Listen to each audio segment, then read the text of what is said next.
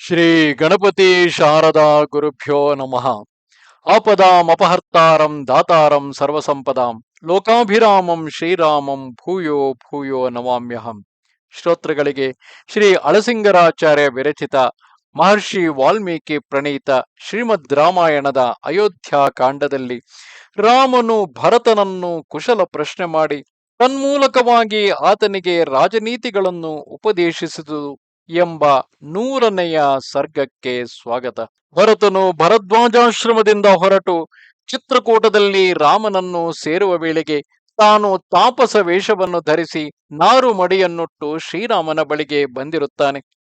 ಆಮೇಲೆ ರಾಮನಾದರೂ ತನ್ನಂತೆಯೇ ಜಟೆಯನ್ನು ಧರಿಸಿ ನಾರು ಬಟ್ಟೆಯನ್ನುಟ್ಟು ಕೈಜೋಡಿಸಿ ನೆಲದ ಮೇಲೆ ಬಿತ್ತಿರುವ ಭರತನನ್ನು ನೋಡಿದನು. ಆಗಲೂ ಆತನು ಪ್ರಳಯ ಕಾಲದ ಸೂರ್ಯನಂತೆ ನೋಡುವುದಕ್ಕೆ ಅಸಾಧ್ಯನಾಗಿ ಪ್ರಕಾಶಿಸುತ್ತಿದ್ದನು. ಭರತನ ಮುಖವು ದುಃಖದಿಂದ ಬಣ್ಣಗುಂದಿ ದೇಹವೆಲ್ಲವೂ ಕೃಶವಾಗಿದ್ದುದರಿಂದ ನೋಡಿದಾಗಲೇ ಆತನು ತನ್ನ ತಮ್ಮನೆಂದು ತಿಳಿಯುವುದು ರಾಮನಿಗೆ ಅಸಾಧ್ಯವಾಯಿತು.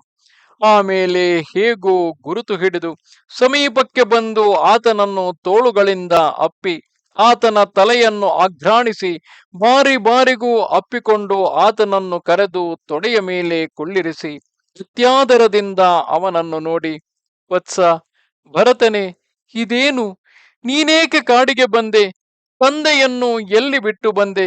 ಆತನು ಬದುಕಿರುವಾಗ ವೃದ್ಧನಾದ ಆತನನ್ನು ಬಿಟ್ಟು ಬರಬಹುದೇ? ಏಕೆಂದರೆ ಈವರೆಗೂ ಶ್ರೀರಾಮನಿಗೆ ದಶರಥ ವಿಯೋಗವಾಗಿರುವ ಸಂಗತಿ ತಿಳಿದಿಲ್ಲ. ಆಹಾ, ನಿನ್ನನ್ನು ನೋಡಿ ಬಹುಕಾಲವಾಗಿತ್ತು.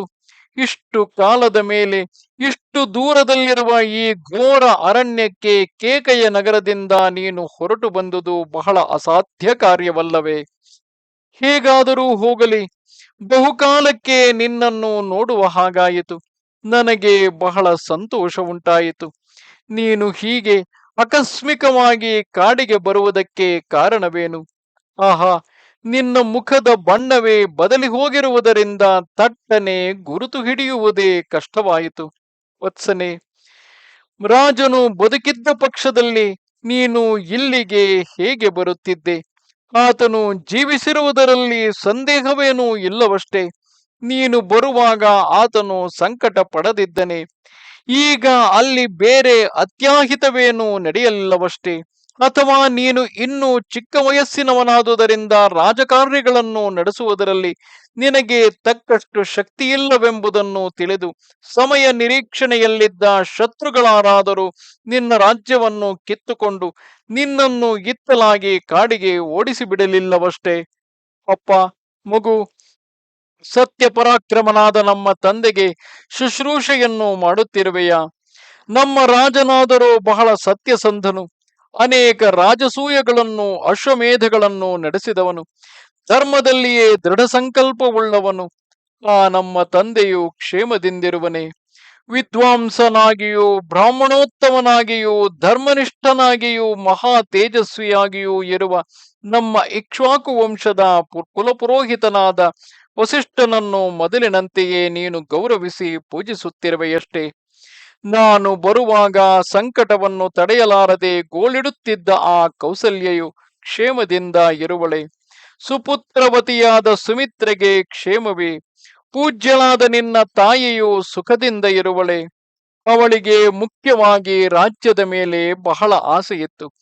ಈಗ ಆ ಆಸೆಯನ್ನು ತೀರಿಸಿಕೊಂಡು ಸುಖದಿಂದ ರಾಜಭೋಗಗಳನ್ನು ಅನುಭವಿಸುತ್ತಾ ಸಂತೋಷದಿಂದ ಇರುವಳೆ. ವಿನಯ ಸಂಪನ್ನನಾಗಿಯೂ ಸತ್ಕುಲ ಪ್ರಸೂತನಾಗಿಯೂ ಅನೇಕ ಶಾಸ್ತ್ರಾರ್ಥಗಳನ್ನು ಕೇಳಿ ತಿಳಿದವನಾಗಿಯೂ ಅಸೂಯಾರಹಿತನಾಗಿಯೂ ವಸಿಷ್ಠರಿಂದ ಉಪದೇಶಿಸಲ್ಪಟ್ಟ ಶಾಸ್ತ್ರಾರ್ಥಗಳನ್ನು ಚೆನ್ನಾಗಿ ವಿಮರ್ಶಿಸತಕ್ಕವನಾಗಿಯೂ ಇರುವ ಪುರೋಹಿತನಾದ ಸುಯಜ್ಞನನ್ನು ನೀನು ತಕ್ಕ ಸತ್ಕಾರಗಳಿಂದ ಪೂಜಿಸುತ್ತಿರುವೆಯಾ? ಶಾಸ್ತ್ರಜ್ಞನಾಗಿಯೂ ಬುದ್ಧಿವಂತನಾಗಿಯೂ ರುಜು ಸ್ವಭಾವವುಳ್ಳವನಾಗಿಯೂ ಇರುವ ಆ ಪುರೋಹಿತನು ಆಯಾ ಕಾಲಕ್ಕೆ ನಡೆಸಬೇಕಾದ ಹೋಮ ಕಾರ್ಯಗಳನ್ನು ನಿನಗೆ ಲೋಪವಿಲ್ಲದೆ ತಿಳಿಸಿ ನಡೆಸುತ್ತಿರುವನೇ? ವತ್ಸನೆ, ನೀನು ದೇವತೆಗಳನ್ನು, ತಂದೆ ತಾಯಿಗಳನ್ನು, ಗುರುಜನಗಳನ್ನು, ತಂದೆಗೆ ಸಮಾನರಾದ ಬಂಧುಗಳನ್ನು, ಹಿರಿಯರನ್ನು, ವೈಶ್ಯರನ್ನು, ಬ್ರಾಹ್ಮಣರನ್ನು ಚೆನ್ನಾಗಿ ಸತ್ಕರಿಸುತ್ತಿರುವೆಯಾ? ನೀನು ಶಸ್ತ್ರಾಸ್ತ್ರಗಳಲ್ಲಿ ಪಾರಂಗತನಾಗಿಯೂ ರಾಜನೀತಿಗಳಲ್ಲಿ ನಿಪುಣನಾಗಿಯೂ ನಮಗೆ ಧನುರ್ವಿದ್ಯಾ ಗುರುವಾಗಿಯೂ ಇರುವ ಸುಧನ್ವನನ್ನು ಚೆನ್ನಾಗಿ ಮನ್ನಿಸುತ್ತಿರುವೆಯ. ನಿನಗೆ ಸಮಾನ ವಯಸ್ಕರಾಗಿಯೂ ವೀರರಾಗಿಯೂ ವಿದ್ಯಾವಂತರಾಗಿಯೂ ಜಿತೇಂದ್ರಿಯರಾಗಿಯೂ ಸತ್ಕುಲದಲ್ಲಿ ಹುಟ್ಟಿದವರಾಗಿಯೂ ಇತರರ ಮುಖವನ್ನು ನೋಡಿದ ಮಾತ್ರದಿಂದಲೇ ಅವರವರ ಮನೋಭಿಪ್ರಾಯಗಳನ್ನು ತಿಳಿದುಕೊಳ್ಳುವ ಇಂಗಿತ ಜ್ಞಾನವುಳ್ಳವರಾಗಿಯೂ ಪ್ರಸಿದ್ಧಿ ಹೊಂದಿದವರನ್ನು ಮಂತ್ರಿತ್ವದಲ್ಲಿ ಇರಿಸಿರುವೆಯ. ಎಲೈ ರಘುಕುಲೋತ್ತಮನೇ, ರಾಜ ಪದವಿಯಲ್ಲಿ ಇರುವವರಿಗೆ ಮಂತ್ರಾಲೋಚನೆ ಎಂಬುದೇ ಜಯಕ್ಕೆ ಮೂಲಾಧಾರವಾದುದು. ಅಂತಹ ಮಂತ್ರಾಲೋಚನೆಗಳನ್ನು ಶಾಸ್ತ್ರಜ್ಞರಾಗಿಯೂ ಆಲೋಚಿಸಿದ ವಿಷಯಗಳನ್ನು ಧಾರಣ ಮಾಡತಕ್ಕವರಾಗಿಯೂ ಇರುವ ಮಂತ್ರಿಗಳೊಡನೆ ಸೇರಿ ನಡೆಸಬೇಕೆಂಬುದನ್ನು ತಿಳಿದಿರುವೆಯ. ಯಾವಾಗಲೂ ನಿದ್ರೆಗೊಳಗಾಗಿರದೆ ಯುಕ್ತ ಕಾಲಗಳಲ್ಲಿ ಎಚ್ಚರಗೊಳ್ಳುವೆಯ. ಅರ್ಧರಾತ್ರಿಯಲ್ಲಿ ಏಕಾಂತವಾಗಿ ಆಲೋಚಿಸಬೇಕಾದ ರಹಸ್ಯಾರ್ಥಗಳನ್ನು ಆ ಕಾಲಗಳಲ್ಲಿಯೇ ಆಲೋಚಿಸಬೇಕೆಂಬ ಉಪಾಯವನ್ನು ಬಲ್ಲೆಯ. ಆಲೋಚಿಸಬೇಕಾದ ವಿಷಯಗಳನ್ನು ತಾನೊಬ್ಬನೇ ಕುಳಿತು ಆಲೋಚಿಸಬಾರದೆಂಬುದನ್ನು, ಏಕೆಂದರೆ ಆಗ ಒಬ್ಬನೇ ಆಲೋಚಿಸಿದರೆ ಪಕ್ಷಪಾತವಾಗುವ ಸಾಧ್ಯತೆ ಇರುತ್ತದೆಂದು. ಹಾಗೆಂದ ಮಾತ್ರಕ್ಕೆ ಕಂಡವರನ್ನೆಲ್ಲ ಕೂಗಿ ಕರೆದು ಅನೇಕ ಜನಗಳನ್ನು ಸೇರಿಸಿಕೊಂಡು ಆಲೋಚಿಸಬಾರದು ಎಂಬುದನ್ನು ಚೆನ್ನಾಗಿ ತಿಳಿದು ಹಾಗೆಯೇ ನಡೆಸುತ್ತಿರುವೆಯಷ್ಟೇ. ನೀನು ಆಲೋಚಿಸಿದ ಮಂತ್ರವು, ಅಂದರೆ ಆ ಮಂತ್ರಾಲೋಚನೆಗಳು ಹೊರಬಿದ್ದು ನಿನ್ನ ರಾಷ್ಟ್ರದೊಳಗೆಲ್ಲ ಹರಡದಂತೆ ಎಚ್ಚರಿಕೆಯಿಂದ ನೋಡುತ್ತಿರುವೆಯಷ್ಟೇ. ವತ್ಸನೆ, ಸ್ವಲ್ಪ ಪ್ರಯತ್ನಗಳಿಂದಲೇ ಸಿದ್ಧಿಸತಕ್ಕುದಾಗಿಯೂ ಮಹಾಫಲವನ್ನು ಕೊಡತಕ್ಕುದಾಗಿಯೂ ಇರುವ ಕಾರ್ಯವನ್ನು ಮಾತ್ರ ಮನಸ್ಸಿನಲ್ಲಿ ನಿರ್ಧರಿಸಿಕೊಂಡು ಅದನ್ನು ತಾಮಸ ಮಾಡದೆ ಆಗಲೇ ನಡೆಸಿಬಿಡಬೇಕು ಎಂಬುದನ್ನು ಬಲ್ಲೆಯ. ಯಾವುದೇ ಕಾರ್ಯವಿರಲಿ, ಸ್ವಲ್ಪ ತಡ ಮಾಡಿದರೂ ಕೂಡ ಅನಂತರ ಅದು ಸಾಧ್ಯವಾಗುತ್ತದೋ ಇಲ್ಲವೋ ಎಂಬ ಆತಂಕ ಹೆಚ್ಚುತ್ತದೆ. ಆ ಕಾರಣದಿಂದಾಗಿ ಅತಿ ಶೀಘ್ರದಲ್ಲಿ ಅಲ್ಲದಿದ್ದರೂ ಯೋಗ್ಯ ಸಮಯದಲ್ಲಿ ಆಯಾ ಕೆಲಸಗಳನ್ನು ಮುಗಿಸಬೇಕು. ನೀನು ಆಲೋಚಿಸಿದ ಸಮಸ್ತ ಕಾರ್ಯಗಳು ಚೆನ್ನಾಗಿ ಪರಿಪಕ್ವವಾದ ಮೇಲೆಯಾಗಲಿ ಅಥವಾ ಫಲೋನ್ಮುಖವಾಗಬಹುದೆಂದು ಚೆನ್ನಾಗಿ ನಿಶ್ಚಯ ಉಂಟಾದ ಮೇಲೆಯಾಗಲಿ ಹೊರಬಿದ್ದು ಆಗ ಮಾತ್ರವೇ ನಿನ್ನ ಸಾಮಂತರಾಜರಿಗೆ ಆ ಕಾರ್ಯಾಲೋಚನೆಯು ತಿಳಿಯುವಂತೆ ಎಚ್ಚರಿಕೆಯಿಂದ ಇರುವೆಯಷ್ಟೇ. ನೀನೇ ಆಲೋಚಿಸಿ ನಡೆಸಬೇಕಾದ ಕಾರ್ಯಗಳು ಮೊದಲೇ ಎಷ್ಟು ಮಾತ್ರಕ್ಕೂ ಹೊರಗೆ ಬರಬಾರದು ಎಂಬುದನ್ನು ಚೆನ್ನಾಗಿ ತಿಳಿದಿರುವೆಯ. ಎಲೆ ಭರತನೇ, ನೀನಾಗಲಿ ನಿನ್ನ ಮಂತ್ರಿಗಳಾಗಲಿ ನಡೆಸಿದ ಮಂತ್ರಾಲೋಚನೆಗಳು ಊಹೆಯಿಂದಲಾಗಲಿ ಯುಕ್ತಿಯಿಂದಲಾಗಲಿ ಇತರರಿಗೆ ಸ್ವಲ್ಪ ಮಾತ್ರವೂ ತಿಳಿಯದಂತೆ ಜಾಗರೂಕನಾಗಿರುವೆಯಷ್ಟೇ.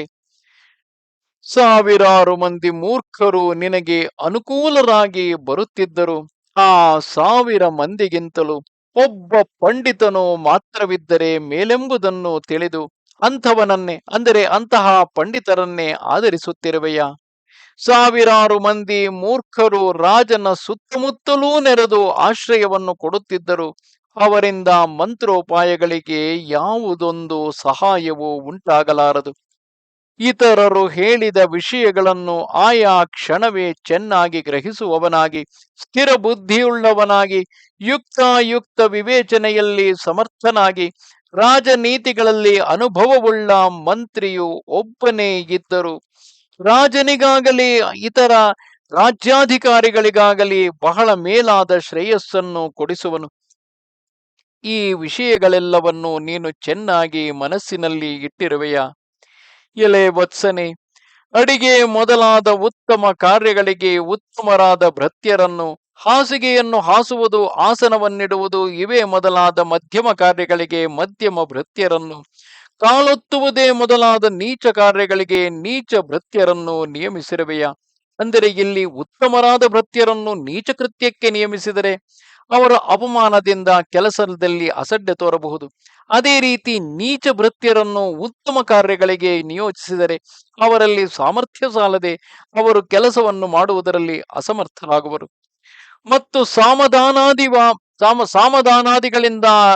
ಸಾಮದಾನಾದಿಗಳಾದ 4 ಉಪಧೆಗಳಿಂದ ಪರೀಕ್ಷಿಸಲ್ಪಟ್ಟು ಅಂದರೆ ಸಾಮ ದಾನ ಭೇದ ದಂಡಗಳೆಂಬ 4 ಉಪಧೆಗಳಿಂದ ಪರೀಕ್ಷಿಸಲ್ಪಟ್ಟು ಶುದ್ಧರಾಗಿಯೂ ಉತ್ತಮರಾಗಿಯೂ ವಂಶ ಪರಂಪರೆಯಿಂದ ಬಂದವರಾಗಿಯೂ ವೃದ್ಧರಾಗಿಯೂ ಇರುವ ಮಂತ್ರಿಗಳನ್ನು ದೊಡ್ಡ ದೊಡ್ಡ ರಾಜಕಾರ್ಯಗಳಿಗೆ ನಿಯಮಿಸಿರುವೆಯಾ? ಒಂದು ವೇಳೆ ನೀನು ಪ್ರಜೆಗಳಿಗೆ ಕ್ರೂರ ದಂಡನೆಗಳನ್ನು ವಿಧಿಸಿ ರಾಜ್ಯವನ್ನು ಪೀಡಿಸುತ್ತಿದ್ದರು ನಿನ್ನ ಮಂತ್ರಿಗಳು ಅದಕ್ಕೆ ಸಮ್ಮತಿಸದೆ ನಿನ್ನನ್ನು ತಡೆಯುವಷ್ಟು ಸ್ವಾತಂತ್ರ್ಯವನ್ನು ವಹಿಸಿರುವರೆ. ಸಾಮಾನ್ಯವಾಗಿ ಮಂತ್ರಿಯಾದವನು ರಾಜನನ್ನು ಬೆಂಬಲಿಸಬೇಕು ನಿಜ, ಆದರೆ ರಾಜನೇ ದುರ್ಮಾರ್ಗವನ್ನು ಹಿಡಿದಾಗ ಆತನ ತಪ್ಪುಗಳನ್ನು ಎತ್ತಿ ತೋರಿಸುವ ಚಾಣಕ್ಷತೆಯು ಹಾಗೂ ಅದರಲ್ಲಿ ಯೋಗ್ಯವಾದಂತಹ ಸಮರ್ಥತೆಯು ಮಂತ್ರಿಯಾದವನಲ್ಲಿ ಇರಬೇಕು. ದುರ್ದಾನಗಳಿಂದ ದ್ರವ್ಯವನ್ನು ಅರ್ಚಿಸಿ ಯಾಗ ಮಾಡುವವನನ್ನು, ಋತ್ವಿಕ್ಕುಗಳು ಬಲಾತ್ಕಾರದಿಂದ ತಮ್ಮನ್ನು ಸೆಳೆಯುತ್ತಿರುವ ಕಾಮಾತುರನನ್ನು ಮಾನವತೆಯರಾದ ಸ್ತ್ರೀಯರು ನಿಂದಿಸುವಂತೆ ಅನ್ಯಾಯದಿಂದ ನೀನು ದ್ರವ್ಯಾರ್ಜನೆ ಗಳಿಸಿ ಪ್ರಜೆಗಳ ನಿಂದೆಗೆ ಗುರಿಯಾಗಿಲ್ಲವಷ್ಟೇ. ಸಾಮಾಧಿ ಉಪಾಯಗಳಲ್ಲಿ ನಿಪುಣನಾಗಿಯೂ ಕುಟಿಲ ನೀತಿಗಳನ್ನು ತಿಳಿದವನಾಗಿಯೂ ಅಂತರಂಗ ಭೃತ್ಯರ ಮೇಲೆ ಇಲ್ಲದ ದೋಷಗಳನ್ನು ಹೇಳಿ ಅಂತವರನ್ನು ನೀಗಿಸುವುದಕ್ಕೆ ಪ್ರಯತ್ನಿಸುವವನಾಗಿಯೂ ರಾಜಹಿಂಸೆಗೆ ಸ್ವಲ್ಪವೂ ಭಯಪಡದವನಾಗಿಯೂ ಹಣದಲ್ಲಿ ದುರಾಶೆಯುಳ್ಳವನಾಗಿಯೂ ರಾಜನ ಪ್ರಭುತ್ವವನ್ನೇ ಅಪಹರಿಸುವುದಕ್ಕೆ ಪ್ರಯತ್ನಿಸುವವನಾಗಿಯೂ ಇರುವ ಪುರುಷನು ಎಷ್ಟೇ ಬುದ್ಧಿವಂತನಾಗಿದ್ದರೂ ರಾಜನು ಆತನನ್ನು ಆಗಲೇ ಕೊಂದು ಬಿಡಬೇಕು. ಹಾಗಿಲ್ಲದಿದ್ದರೆ ಆತನಿಂದ ರಾಜರಿಗೆ ಎಂದಾದರೂ ಮೃತ್ಯುವು ತಪ್ಪದು. ಈ ವಿಷಯವನ್ನು ನೀನು ಚೆನ್ನಾಗಿ ಬಲ್ಲೆಯ. ಅಂತಹವರನ್ನು ನೀನು ಹತ್ತಿರದಲ್ಲಿ ಸೇರಿಸಿಲ್ಲವಷ್ಟೇ.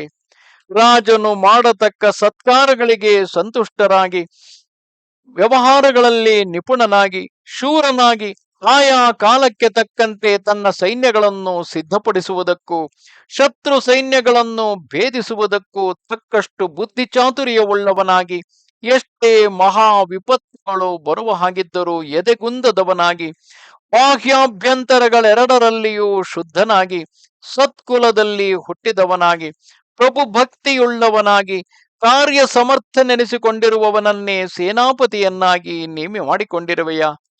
ಅಂತಹ ಸೇನಾಪತಿ ಇರುವಾಗಲೂ ಆತನನ್ನು ಬಿಟ್ಟು ಇತರರ ದುಷ್ಪ್ರೇರಣೆಯಿಂದ ಬೇರೊಬ್ಬನು ಎಷ್ಟೇ ಸಮರ್ಥನಾಗಿದ್ದರೂ ಆ ಕಾರ್ಯಕ್ಕೆ ನಿಯಮಿಸಬಾರದು ಎಂಬುದನ್ನು ಬಲ್ಲೆಯ.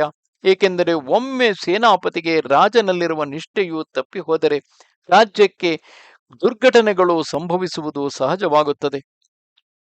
ಬಹಳ ಬಲಾಢ್ಯರಾಗಿ ಯುದ್ಧದಲ್ಲಿ ನಿಪುಣರಾಗಿ ಅನೇಕ ಯುದ್ಧಗಳನ್ನು ಮಾಡಿ ಪೌರುಷದಿಂದ ಪ್ರಸಿದ್ಧಿ ಹೊಂದಿದವರಾಗಿ ಶೂರನಾಗಿರುವ ಪ್ರಮುಖರನ್ನು ಚೆನ್ನಾಗಿ ಪಾರಿತೋಷಕಾದಿಗಳಿಂದ ಸತ್ಕರಿಸುತ್ತಿರುವೆಯಷ್ಟೇ. ಎಲೆ ವತ್ಸನೆ, ಸೈನಿಕರಿಗೆ ಆಯಾ ಕಾಲಕ್ಕೆ ಕೊಡಬೇಕಾದ ಭತ್ಯೆಗಳನ್ನು ಸಂಬಳಗಳನ್ನು ತಪ್ಪದೆ ಆಗಾಗಲೇ ಸಲ್ಲಿಸುತ್ತಿರುವೆಯಷ್ಟೇ. ಈ ಭಾಗದಲ್ಲಿ ಮಾತ್ರ ಸ್ವಲ್ಪವಾದರೂ ವಿಳಂಬ ಮಾಡಬಾರದು ಎಂಬುದನ್ನು ಬಲ್ಲೆಯ. ಆ ಭೃತ್ಯರು ಸಂಬಳದಿಂದಲೇ ಜೀವಿಸಬೇಕಾಗಿರುವುದರಿಂದ ಅದನ್ನು ತಕ್ಕ ಕಾಲದಲ್ಲಿ ಕೊಡದೆ ವಿಳಂಬ ಮಾಡಿದರೆ ಅವರಿಗೆ ರಾಜನಲ್ಲಿ ಕೋಪ ಉಂಟಾಗುವುದು. ರಾಜನನ್ನು ನಿಂದಿಸಲಾರಂಭಿಸುವರು. ಕೊನೆಗೆ ಅವರು ರಾಜನಿಗೆ ಕೇಡನ್ನೂ ಬಯಸುವರು. ಇದರಿಂದ ಬಹಳ ಅನರ್ಥಗಳಿಗೆ ಕಾರಣ ಉಂಟೆಂಬುದನ್ನು ಚೆನ್ನಾಗಿ ಮನಸ್ಸಿನಲ್ಲಿ ಇಟ್ಟಿರುವೆಯ. ಪ್ರಮುಖರಾಗಿಯೂ ಕ್ಷತ್ರಿಯ ಕುಲದಲ್ಲಿ ಹುಟ್ಟಿದವರಾಗಿಯೂ ಇರುವ ಅನೇಕ ವೀರರು ನಿನ್ನಲ್ಲಿ ಅನುರಾಗವುಳ್ಳವರಾಗಿರುವರೆ. ಸಮಯ ಬಂದಾಗ ಅವರು ನಿನಗಾಗಿ ತಮ್ಮ ಪ್ರಾಣಗಳನ್ನಾದರೂ ಕೊಡುವುದಕ್ಕೆ ಹಿಂಜರಿಯದಿರುವರೆ. ಎಲೈ ಭರತನೇ, ನಮ್ಮ ದೇಶದಲ್ಲಿಯೇ ಹುಟ್ಟಿದವನಾಗಿ ವಿದ್ವಾಂಸನಾಗಿ ಸಾಹಸಿಯಾಗಿ ಸಮಯೋಚಿತವಾದ ಬುದ್ಧಿ ಕೌಶಲವುಳ್ಳವನಾಗಿ ತನ್ನೊಡನೆ ಹೇಳಿದ ಸಂದೇಶಗಳಲ್ಲಿ ಸ್ವಬುದ್ಧಿಯನ್ನು ತೋರಿಸಬೇಕೆಂದು ಇದ್ದುದರಲ್ಲಿ ಕೆಲವನ್ನು ಬಿಟ್ಟು ಇಲ್ಲದುದನ್ನು ಸೇರಿಸಿಕೊಂಡು ಸ್ವಕಪೋಲ ಕಲ್ಪನೆಯಿಂದ ಅಂದರೆ ತಾನೇ ಕಲ್ಪನೆ ಮಾಡಿಕೊಂಡು ಹೇಳದೆ ಹೇಳಿದಂತೆಯೇ ಹೇಳುವ ಸುಸ್ವಭಾವವುಳ್ಳವರನ್ನೇ ದೂತ ಕಾರ್ಯಕ್ಕೆ ಇರಿಸಿರುವೆಯ. ಅಂದರೆ ಬೇರೊಂದು ಕಡೆ ಅವರು ದೂತ ಕಾರ್ಯವನ್ನಾಗಲಿ ಗೂಢಚರ್ಯೆಯನ್ನಾಗಲಿ ಮಾಡುವಾಗ ಅಲ್ಲಿ ಹೇಳಿರುವುದನ್ನೇ ಬಂದು ಹೇಳುವವರೇ. ನೀನು ನಿನ್ನ ಶತ್ರುಪಕ್ಷದಲ್ಲಿ ಮಂತ್ರಿ ಮೊದಲಾದ 18 ತೀರ್ಥಗಳಿಗೂ ಇಲ್ಲಿ 18 ತೀರ್ಥಗಳೆಂದರೆ ಮುಖ್ಯವಾಗಿ ಮಂತ್ರಿ, ಪುರೋಹಿತ, ಯುವರಾಜ, ಸೇನಾಧಿಪತಿ, ಬಾಗಿಲು ಕಾಯುವವರಿಗೆ ನಿರ್ವಾಹಕನಾದ ದೌವಾರಿಕನೆಂಬುವವನು, ಅಂತಃಪುರ ಕಾರ್ಯಗಳಲ್ಲಿ ಕಾರ್ಯನಿರ್ವಹಿಸತಕ್ಕ ಅಂತರ್ವಂಶಿಕನೆಂಬುವವನು, ಸೆರೆಮನೆಯ ಅಧಿಕಾರಿ, ಭಂಡಾರದ ಅಧಿಕಾರಿ, ರಾಜಾಜ್ಞೆಯನ್ನು ಪ್ರಕಟಿಸತಕ್ಕ ಕಾರ್ಯನಿಯೋಜಕನೆಂಬುವನು, ವ್ಯವಹಾರಗಳನ್ನು ವಿಚಾರಿಸತಕ್ಕ ಪ್ರಾಡ್ವಿವಾಕನೆಂಬುವವನು, ಹಾಗೂ ಸೈನ್ಯಗಳಿಗೆ ಸಂಬಳಗಳನ್ನು ಭೃತ್ಯಗಳನ್ನು ಹಂಚಿಕೊಡತಕ್ಕ ಸೇನಾ ನಾಯಕನು, ರಾತ್ರಿಗಳಲ್ಲಿ ನಗರ ಶೋಧನೆಯನ್ನು ಮಾಡುತ್ತಾ ಊರ ಹೊರಬಾಗಿಲನ್ನು, ಕೋಟೆ ಮೊದಲಾದವುಗಳನ್ನು ಎಚ್ಚರಿಕೆಯಿಂದ ರಕ್ಷಿಸುವ ಕಾರ್ಯಗಳನ್ನು ವಿಧಿಸತಕ್ಕ ಅಧಿಕಾರಿಯು, ಇವನಿಗೆ ನಗರಾಧ್ಯಕ್ಷನೆಂದು ಹೆಸರು. ಕರ್ಮಾಂತಿಕನು ಎಂದರೆ ಸೈನಿಕರಂತಲ್ಲದೆ ತಮ್ಮ ತಮ್ಮ ಕಾರ್ಯಗಳನ್ನು ಮುಗಿಸಿ ಬಂದು ಆಗಾಗ ಭತ್ಯೆಗಳನ್ನು ತೆಗೆದುಕೊಳ್ಳುತ್ತಲಲ್ಲದೆ ಬೇರೆ ಕೆಲಸಗಾರರಿಗೆಲ್ಲ ಅವರವರ ಕೆಲಸಕ್ಕೆ ತಕ್ಕ ದ್ರವ್ಯ ಭಾಗವನ್ನು ಹಂಚಿಕೊಡುವವನು. ಈತನು ರಾಜನಿಂದ ಮೊತ್ತವಾಗಿ ಹಣವನ್ನು ತಂದು ಅವರವರಿಗೆ ತಕ್ಕಂತೆ ಹಂಚುವನು. 14ನೆಯವನು ಸಭ್ಯನು. ಇವನ ಕೆಲಸವೇನೆಂದರೆ ಸಭೆಯನ್ನು ಪ್ರತಿದಿನವೂ ಅಲಂಕರಿಸಿಡುವುದು, ರಾಜನಿಗೂ ಮಂತ್ರಿ ಮೊದಲಾದವರಿಗೂ ಉಚಿತ ಆಸನಗಳನ್ನು ಏರ್ಪಡಿಸುವುದು, ಸಭ್ಯರನ್ನು ಕರೆತರುವುದು, ಸಭಾರ್ಹರಲ್ಲದವರನ್ನು ಒಳಕ್ಕೆ ಸೇರಿಸದಿರುವುದು, ಸಭಾಸ್ಥಾನವನ್ನು ಗದ್ದಲವಿಲ್ಲದಂತೆ ನೋಡಿಕೊಳ್ಳುವುದು, ಇವೇ ಮೊದಲಾದ ಕೆಲಸಗಳಿಗೆ ದಕ್ಷ ಪುರುಷರನ್ನು ನೇಮಿಸಿ ಅವರ ಮೇಲ್ವಿಚಾರಣೆಯನ್ನು ನೋಡಿಕೊಳ್ಳತಕ್ಕವನೇ ಸಭ್ಯನೆನಿಸುವನು. ದಾಯಾಭಾಗಾದಿ ವಿವಾದಗಳು ಬಂದಾಗ ಆ ವಿವಾದ ಕಾರಣಗಳನ್ನು ಚೆನ್ನಾಗಿ ವಿಚಾರಿಸಿ ಪರಿಶೀಲನೆ ಮಾಡಿ ಧರ್ಮಯುಕ್ತವಾದ ತೀರ್ಪನ್ನು ಕೊಡತಕ್ಕ ಧರ್ಮಾಧ್ಯಕ್ಷನೆಂಬುವವನು. ಕಳವು, ಕೊಲೆ ಮೊದಲಾದ ಅಪರಾಧಗಳನ್ನು ನಡೆಸಿದವರಿಗೆ ರಾಜಾಜ್ಞೆಯಿಂದ ಕರಚ್ಛೇದನ, ಶಿರಚ್ಛೇದನ ಮೊದಲಾದ ದಂಡನೆಗಳನ್ನು ಮಾಡಿಸತಕ್ಕ ಅಧಿಕಾರಿಯು, ಇವನಿಗೆ ದಂಡಪಾಲನೆಂದು ಹೆಸರು. ಗಿರಿದುರ್ಗ, ವನದುರ್ಗ, ಜಲದುರ್ಗ ಮುಂತಾದ ದುರ್ಗಗಳೆಲ್ಲವನ್ನು ಕಾಪಾಡುವ ದುರ್ಗಪಾಲನೆಂಬುವವನು. ಅದರಂತೆಯೇ ರಾಷ್ಟ್ರಾಂತಪಾಲನೆಂಬುವವನು ರಾಜ್ಯದ ಎಲ್ಲೆಕಟ್ಟುಗಳಲ್ಲಿ ಪರರಾಜರು ಮುಂತಾದವರು ಅತಿಕ್ರಮಿಸಬಾರದಂತೆ 4 ಕಡೆಗಳಲ್ಲಿಯೂ ಕಾವಲಿಟ್ಟು ನೋಡಿಕೊಳ್ಳತಕ್ಕ ಮುಖ್ಯ ಅಧಿಕಾರಿಯು. ಈ 18 ಅಧಿಕಾರಿಗಳಿಗೂ ತೀರ್ಥಗಳೆಂದು ಹೆಸರು. ಶತ್ರುಪಕ್ಷದಲ್ಲಿರುವ ಈ 18 ಮಂದಿಯ ರಹಸ್ಯಗಳನ್ನು ಗೂಢಚಾರರ ಮೂಲಕವಾಗಿ ರಾಜನು ತಿಳಿದುಕೊಳ್ಳುತ್ತಿರಬೇಕು. ಒಬ್ಬೊಬ್ಬರಿಗೆ 3 ಮಂದಿ ಚಾರರನ್ನು ನಿಯಮಿಸಿಡಬೇಕು. ಏಕೆಂದರೆ ಪ್ರತಿಯೊಬ್ಬ ಚಾರನಿಗೂ ಮತ್ತೊಬ್ಬ ಚಾರನು ಯಾರು ಎಂಬುದು ತಿಳಿಯದಂತಿರಬೇಕು. ಆಗ ಭಿನ್ನ ಭಿನ್ನ ಕೋನಗಳಿಂದ ಆ ಮಾಹಿತಿಗಳನ್ನು ಸಂಗ್ರಹಿಸಬಹುದು. ಹಾಗೆಯೇ ಸ್ವಪಕ್ಷದಲ್ಲಿಯೂ ಕೂಡ ಈ 18 ತೀರ್ಥಗಳಲ್ಲಿ ವಿಶೇಷವಾಗಿ ಮಂತ್ರಿ, ಪುರೋಹಿತ, ಅಂದರೆ ಇದು ಸ್ವಪಕ್ಷದಲ್ಲಿ, ನನ್ನ ಪಕ್ಷದಲ್ಲಿ ಇರುವಂತಹ ಮಂತ್ರಿ, ಪುರೋಹಿತ, ಯುವರಾಜ, ಈ 3ರನ್ನು ಬಿಟ್ಟು, ಏಕೆಂದರೆ ಈ 3ರ ಮೇಲೂ ಗೂಢಚಾರರನ್ನು ನೇಮಿಸಿದರೆ ಆಗ ಅವರು ರಾಜನಿಗೆ ನಿಷ್ಠರಾಗಿರದೇ ಇರಬಹುದು. ರಾಜನಲ್ಲಿರುವಂತಹ ಒಂದು ಅವರ ನಿಯತ್ತನ್ನು ಕೂಡ ಕಳೆದುಕೊಳ್ಳುವ ಸಾಧ್ಯತೆ ಇರುತ್ತದೆ. ಆದ್ದರಿಂದ ರಾಜನಾದವನು ಮಂತ್ರಿ, ಪುರೋಹಿತ ಮತ್ತು ಯುವರಾಜರಲ್ಲಿ ಸಂಪೂರ್ಣವಾದ ನಂಬಿಕೆಯನ್ನು ಇಟ್ಟುಕೊಂಡು ಉಳಿದ 15 ತೀರ್ಥಗಳಿಗೂ ತನ್ನ ಪಕ್ಷದವರೇ ಆದರೂ ಅವರ ಮೇಲೂ ಕೂಡ ಒಬ್ಬೊಬ್ಬರಿಗೆ 3 ಮಂದಿ ಚಾರರನ್ನು ಬಿಟ್ಟು ಮರ್ಮಗಳನ್ನು ತಿಳಿದುಕೊಳ್ಳಬೇಕು. ನೀನು ನಿನ್ನ ಶತ್ರು ಪಕ್ಷದಲ್ಲಿ ಮಂತ್ರಿ ಮೊದಲಾದ 18 ತೀರ್ಥಗಳಿಗೂ ಒಬ್ಬೊಬ್ಬರಿಗೆ 3 ಚಾರರಂತೆ ಕಳುಹಿಸಿ ಆ ಚಾರರು ಆಗಾಗ ಒಬ್ಬರಿಗೊಬ್ಬರು ಪರಸ್ಪರರ ರಹಸ್ಯಗಳನ್ನು ತಿಳಿದುಕೊಳ್ಳುವಂತೆ ಮಾಡಿ ಆ ಶತ್ರುಗಳ ರಹಸ್ಯವನ್ನು ತಿಳಿಯುತ್ತಿರುವೆಯಾ? ಹಾಗೆಯೇ ಸ್ವಪಕ್ಷದಲ್ಲಿಯೂ ನಿನ್ನ ಸಮೀಪವರ್ತಿಗಳಾದ ಮಂತ್ರಿ, ಪುರೋಹಿತ, ಯುವರಾಜ ಈ 3ರ ಹೊರತು ಉಳಿದ 15 ತೀರ್ಥಗಳೊಳಗಿನ ಮರ್ಮಗಳನ್ನು ಆಗಾಗ ತಿಳಿದುಕೊಳ್ಳುವುದಕ್ಕಾಗಿಯೂ ಇಲ್ಲಿಯೂ ಒಬ್ಬೊಬ್ಬರಿಗೆ 3 ಗೂಢಚಾರರನ್ನು ಕಳುಹಿಸಿ ರಹಸ್ಯಗಳನ್ನು ತಿಳಿಯುತ್ತಿರುವೆಯಾ? ನಿನ್ನಿಂದ ನಿಗ್ರಹಿಸಲ್ಪಟ್ಟ ಶತ್ರುಗಳು ಕಾಲಾಂತರದಲ್ಲಿಯಾದರೂ ಹಿಂತಿರುಗಿ ಬಂದಾಗ ಅವರು ಕೇವಲ ದುರ್ಬಲರೆಂದು ತಿಳಿದು ಉದಾಸೀನನಾಗಿ ಇದ್ದು ಬಿಡದೆ ಅವರ ವಿಷಯದಲ್ಲಿ ಯಾವಾಗಲೂ ಎಚ್ಚರಿಕೆಯಿಂದ ಇರುವೆಯಾ? ಎಲೆ ವತ್ಸನೆ, ನೀನು ನಾಸ್ತಿಕರಾದ ಬ್ರಾಹ್ಮಣರನ್ನು ಸೇವಿಸುವುದಿಲ್ಲವಷ್ಟೇ. ಅಂಥವರು ಏನೂ ತಿಳಿಯದ ಮೂಢರಾಗಿದ್ದರೂ ತಾವೇ ಪಂಡಿತರೆಂದು ಹೆಮ್ಮೆಗೊಂಡಿರುವರು. ಅವರು ವಿವೇಕ ಶೂನ್ಯರಾಗಿಯೂ ಇರುವರು. ಅಂಥವರನ್ನು ಗೌರವಿಸಿದರೆ ಇಲ್ಲದ ದುರ್ಬೋಧನೆಗಳನ್ನು ಮಾಡಿ ಧರ್ಮಲೋಪ, ಅಧರ್ಮಾಚರಣ ಮೊದಲಾದ ಅನೇಕ ಅನರ್ಥಗಳಿಗೆ ಗುರಿ ಮಾಡುವರು. ದುರ್ಬುದ್ಧಿಯುಳ್ಳ ನಾಸ್ತಿಕರು ಮಹರ್ಷಿ ಪ್ರಣೀತವಾದ ಧರ್ಮಶಾಸ್ತ್ರಗಳು ಅನೇಕವಾಗಿದ್ದರು ಅವೆಲ್ಲವನ್ನು ಬಿಟ್ಟು ಕೇವಲ ಶುಷ್ಕ ತರ್ಕವಾದಗಳಿಂದ ನಿರರ್ಥಕವಾದ ಮಾತುಗಳನ್ನು ಆಡುತ್ತಿರುವರು. ವತ್ಸ ಭರತನೇ, ಈಗ ನಿನ್ನ ಕೈಗೆ ಸಿಕ್ಕಿರುವ ಅಯೋಧ್ಯೆಯು ಸಾಮಾನ್ಯವೆಂದು ಎಣಿಸಬೇಡ. ಮಹಾಪರಾಕ್ರಮಿಗಳಾದ ನಮ್ಮ ಹಿರಿಯರಿಗೆ ವಂಶ ಪರಂಪರೆಯಾಗಿ ಪಟ್ಟವನ್ನು ಕಟ್ಟಿದ ಸ್ಥಳವೇ ಇದು. ಆದುದರಿಂದಲೇ ಶತ್ರುಗಳಿಗೆ ಅಸಾಧ್ಯವಾದ ಆ ಪಟ್ಟಣಕ್ಕೆ ಅಯೋಧ್ಯೆ ಎಂಬ ಅನ್ವರ್ಥವಾದ ಹೆಸರು ಬಂದಿರುವುದು. ಆ ಪಟ್ಟಣದ ಹೊರಬಾಗಿಲುಗಳು ಅಭೇದ್ಯವಾಗಿರುವವು. ಇದರಲ್ಲಿ ಬ್ರಾಹ್ಮಣ, ಕ್ಷತ್ರಿಯ, ವೈಶ್ಯರೆಂಬ ತ್ರೈವರ್ಣಿಕರು ಅವರವರ ಕರ್ಮಗಳಲ್ಲಿ ನಿರತರಾಗಿ ಯಾವಾಗಲೂ ದಟ್ಟವಾಗಿ ತುಂಬಿರುವರು. ಮತ್ತು ಅವರು ಜಿತೇಂದ್ರಿಯರಾಗಿಯೂ ಆಯಾ ಜಾತಿಗಳಲ್ಲಿ ಪೂಜ್ಯತೆಯುಳ್ಳವರಾಗಿಯೂ ಇರುವರು. ಅದರಲ್ಲಿ ವಿಚಿತ್ರವಾದ ಉಪ್ಪರಿಗೆಗಳಿರುವವು. ವಿದ್ವಜ್ಜನರು ಅದರಲ್ಲಿ ಕಿಕ್ಕಿರಿದು ತುಂಬಿರುವರು. ಹೀಗೆ ಸಮಸ್ತ ಸೌಭಾಗ್ಯ ಸಮೃದ್ಧಿಯುಳ್ಳದ್ದಾಗಿ ಉಲ್ಲಾಸಗೊಂಡಿರುವ ನಮ್ಮ ದೇಶವು ಅಶ್ವಮೇಧಾದಿ ಮಹಾಯಾಗಗಳನ್ನು ಮಾಡಿದ ಅನೇಕ ಪ್ರದೇಶಗಳಿಂದ ಕೂಡಿದುದು. ಮತ್ತು ನಮ್ಮ ದೇಶಕ್ಕೆ ಬಂದ ಪ್ರಜೆಗಳು ಯಾವ ಕಾರಣದಿಂದಲೂ ಅದನ್ನು ಬಿಟ್ಟು ಹೋಗದೆ ಅಲ್ಲಿನ ಸುಭಿಕ್ಷವನ್ನು, ಸಂಪತ್ ಸಮೃದ್ಧಿಯನ್ನು ನೋಡಿ ಅಲ್ಲಿಯೇ ಸ್ಥಿರವಾಗಿ ನಿಂತು ಬಿಡುವರು. ಇಲ್ಲಿ ದೇವಾಲಯಗಳು, ಅರವಂಟಿಗೆಗಳು, ಕೆರೆ ಕೊಳಗಳು ಅಪರಿಮಿತವಾಗಿರುವವು. ನಮ್ಮ ದೇಶದಲ್ಲಿರತಕ್ಕ ಪುರುಷರಾಗಲಿ ಸ್ತ್ರೀಯರಾಗಲಿ ಪ್ರತಿಯೊಬ್ಬರೂ ನಿತ್ಯ ಸಂತೋಷವುಳ್ಳವರಾಗಿರುವರು. ಸಂಘಗಳು, ಉತ್ಸವಗಳು ಮೊದಲಾದ ವಿನೋದಗಳಿಗೆ ನಮ್ಮ ದೇಶವು ನಿತ್ಯಾಶ್ರಯವಾಗಿರುವುದು. ಅಲ್ಲಿನ ಪ್ರದೇಶವೆಲ್ಲವೂ ಕೃಷಿಯೋಗ್ಯವಾಗಿರುವುದು. ನಮ್ಮ ದೇಶದಲ್ಲಿರತಕ್ಕ ಪಶು ಸಮೃದ್ಧಿಯು ಬೇರೆಲ್ಲಿಯೂ ಇಲ್ಲವು.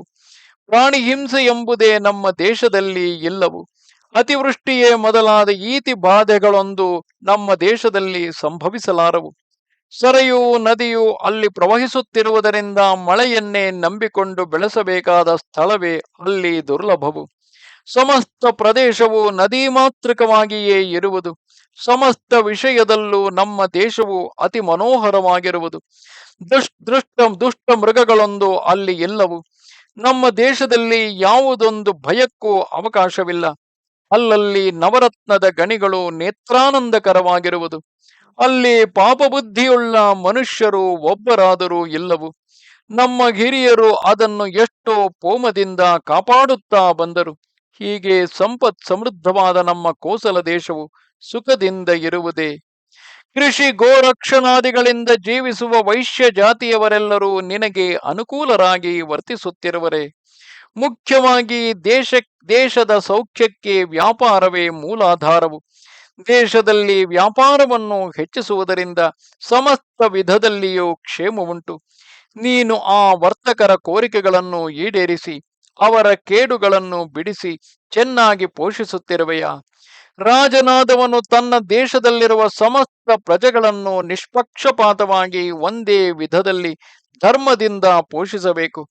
ಅದರಲ್ಲಿಯೂ ವರ್ತಕರನ್ನು ವಿಶೇಷವಾಗಿ ಆಧರಿಸಿ ರಕ್ಷಿಸಬೇಕು. ವತ್ಸನೆ, ನಿನ್ನ ಅಂತಃಪುರ ಸ್ತ್ರೀಯರನ್ನು ಆಧರಿಸಿ ಅವರಿಗೆ ಅನುಕೂಲವಾಗಿ ವರ್ತಿಸುತ್ತಿರುವೆಯಾ? ಅವರಿಗೆ ದುಸ್ಸಹವಾಸಗಳೊಂದು ಸಂಭವಿಸದಂತೆ ಎಚ್ಚರಿಕೆಯಿಂದ ನೋಡಿಕೊಳ್ಳುತ್ತಿರುವೆಯಾ? ಅವರ ಮಾತನ್ನು ಯಾವಾಗಲೂ ನಿಜವೆಂದು ನಂಬಬಾರದು ಎಂಬುದನ್ನು ತಿಳಿದಿರುವೆಯಾ? ಯಾವ ರಹಸ್ಯವನ್ನು ಅವರಲ್ಲಿ ಹೊರಪಡಿಸುವುದಿಲ್ಲವಷ್ಟೇ. ನಿನ್ನ ದೇಶದಲ್ಲಿರುವ ಆನೆಗಳ ಕಾಡನ್ನು ಚೆನ್ನಾಗಿ ಕಾಪಾಡುತ್ತಿರುವೆಯಷ್ಟೇ.